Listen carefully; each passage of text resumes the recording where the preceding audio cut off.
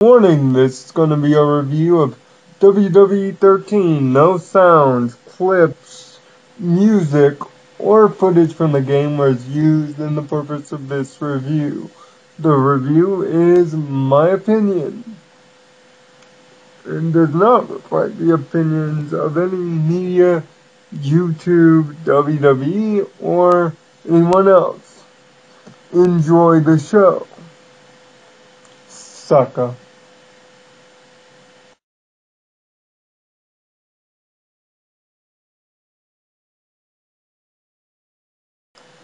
Welcome to the latest edition of Kadic Reviews.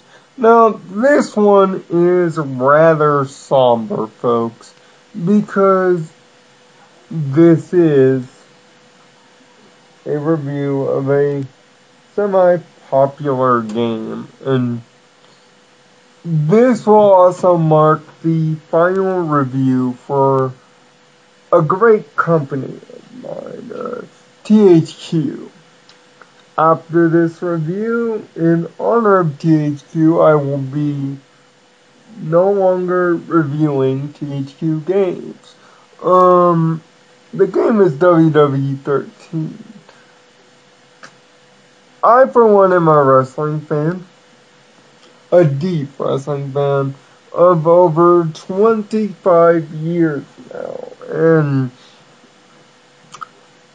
And take it from me, this game was brought in with a lot of expectation and, on Equestria WWE's part, a lot of fanfare. Let me preface this by saying THQ owes WWE $45 million. They are deep in debt. But with that in mind, the game is superb. Not perfect, mind you, but it is an excellent swan song for the THQ wrestling games, gameplay-wise. The game plays exactly the same as WWE 12 did in terms of controls, but it is slightly faster, and one major control switch was that they changed the breaking point submission system into a simple hold X to start submission kind of deal. Plus, the mash buttons till your fingers bleed pin kick out system has been totally excommunicated from the game now in favor of the meter pin system that they introduced way back in SmackDown 11. That would be SmackDown vs. Raw 2011, but all in all, it is still a great controlling game with foot animation somewhat clunky and responsive controls, except for the reversal system. It's still kind of not as responsive as you would like it to be. The limb targeting system that was introduced last year now has more places where you can use it, and it's a lot easier to understand and gain access to. So that is definitely a plus on the control side. Now, where this game gets most of its credit is in the realism towards the sport. Inside the box, and don't hold me to this number, there are about 85 plus wrestlers in it, which is quite frankly impressive for a game coming right out of the box. Now, there are additional characters available for DLC right now that will add another 20. So, overall, if you buy the Fan Access Pass, which this game does include an online pass, you're going to be getting a lot here. Entrances are pretty much on par with what you would expect. And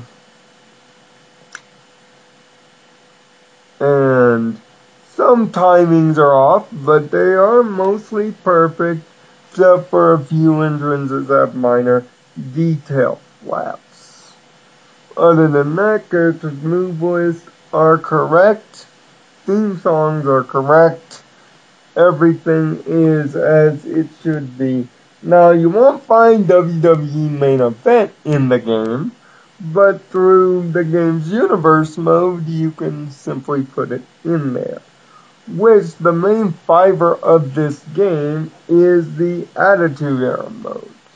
See, the main gimmick this year is to bring back the Revolution, which for those that don't understand what the Attitude Era is the time between 1996 and 2001 of the WWE.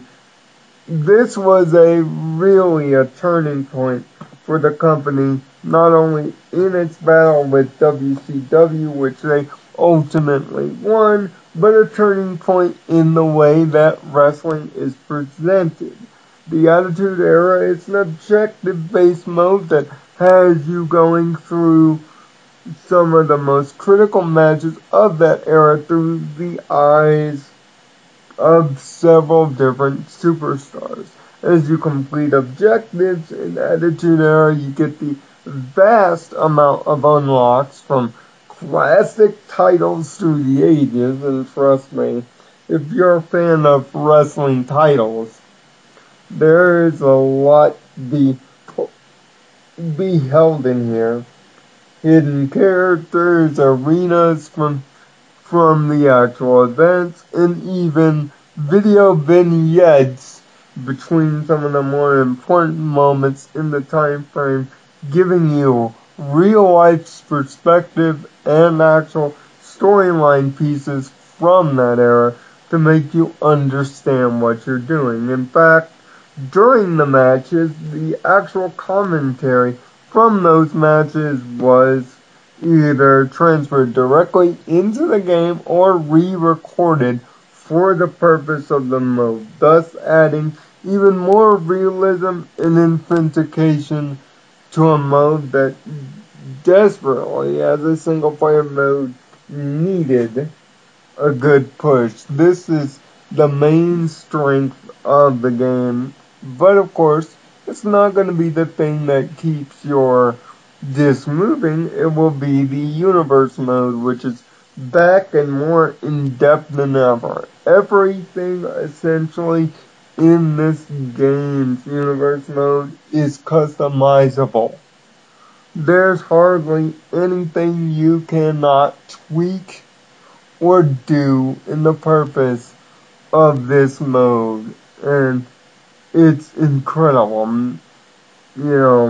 Bringing in championships, taking out championships, creating pay-per-views, all sorts of different things you can do in this universe mode. It's almost mind-boggling.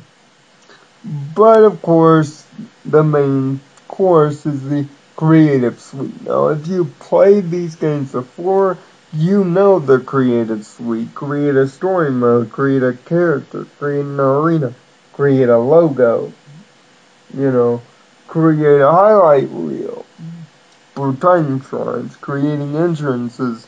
None of these modes have been changed, rather. And unfortunately, that's part of the problem, is there's not much turnover here. You're essentially buying some of the same modes with new tweaks and new additions, but nothing really drastically different.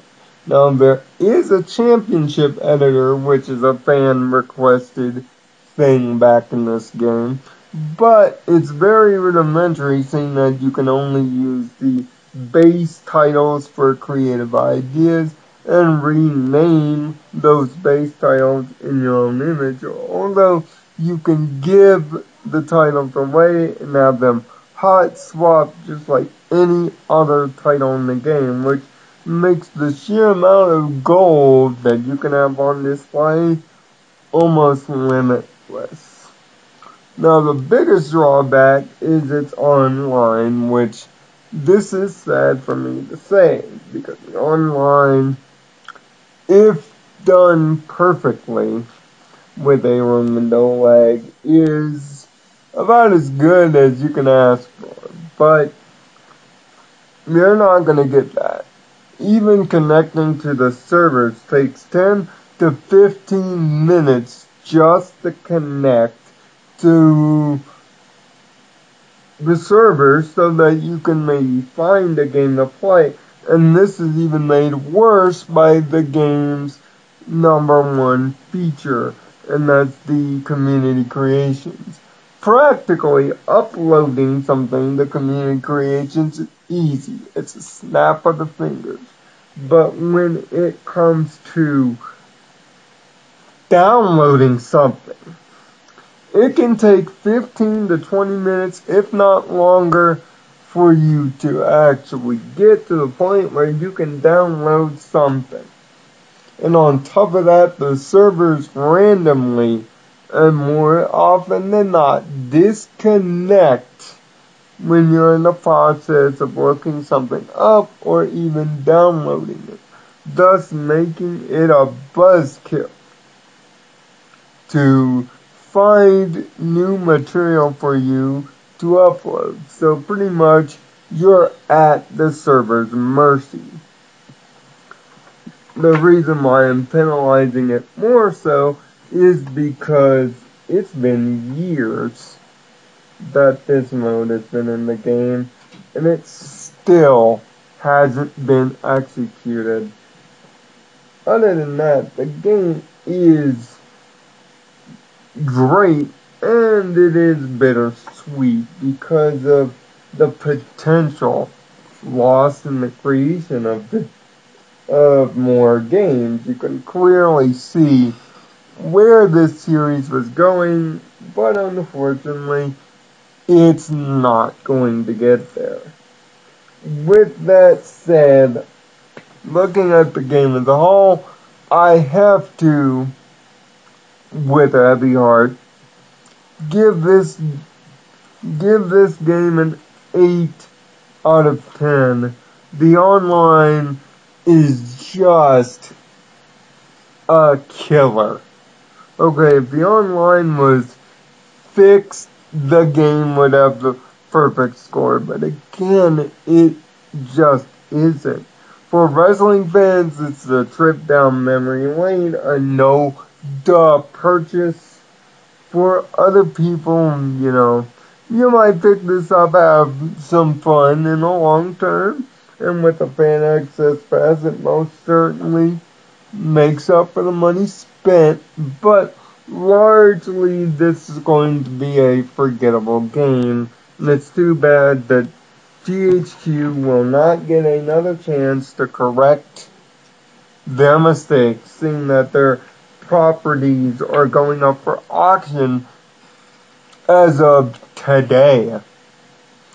So, for a 40 out for THQ, support this game at the least, and until the next Kadic reviews, I'm Line 59.